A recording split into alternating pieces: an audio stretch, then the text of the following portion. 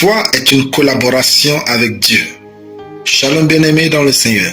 Notre méditation du jour s'intitule « La foi est une collaboration avec Dieu ». Nous tirons notre texte en Matthieu 14, 28 qui nous dit ceci. Pierre lui répondit, « Seigneur, si c'est toi, ordonne que j'aille vers toi sur les eaux. » Alléluia.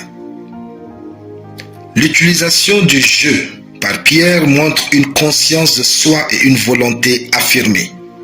Tandis que plusieurs avaient peur, il fut le seul à oser mettre sa foi en action pour vivre une expérience unique avec Dieu.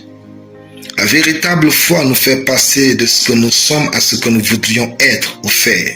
Pour cela, elle exige l'implication de notre conscience et de notre intelligence. La foi est une collaboration avec Dieu et non un renoncement à soi. Avoir la foi ne signifie pas tout mettre sur le dos de Dieu. Personne ne peut vivre une foi authentique en ignorant qui il est et ce qu'il désire.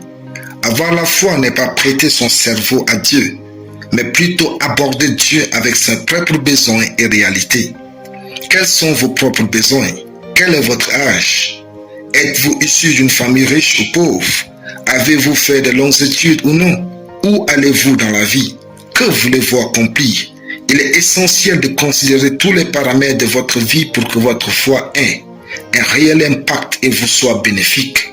Si votre foi ne produit aucune preuve concrète, les gens finiront par se méfier de votre Dieu. Ne tombez pas dans l'illusion de la religion. Ayez conscience de vous-même et de ce que vous voulez dans la vie. Quand la religion dit « j'ai prié », la foi demande « qu'ai-je obtenu en priant ?» Quand la religion exhibe ses prouesses, la foi brandit ses fruits. Quand la religion se réjouit des heures de prière, la foi se demande « qu'ai-je expérimenté en priant ?» C'est pourquoi on dit que la foi sans les œuvres est morte.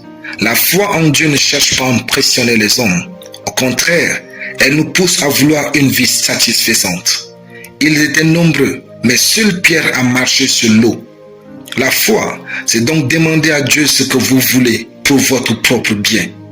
Il n'est plus temps de vivre une foi où tout ce que vous avez, c'est la bonne sensation que procure la louange ou la prière à l'église. Interrogez votre réalité. Où se trouve l'impact de votre foi sur votre propre vie? Allez-vous faire en sorte qu'il y ait de la cohérence entre votre foi et votre vie?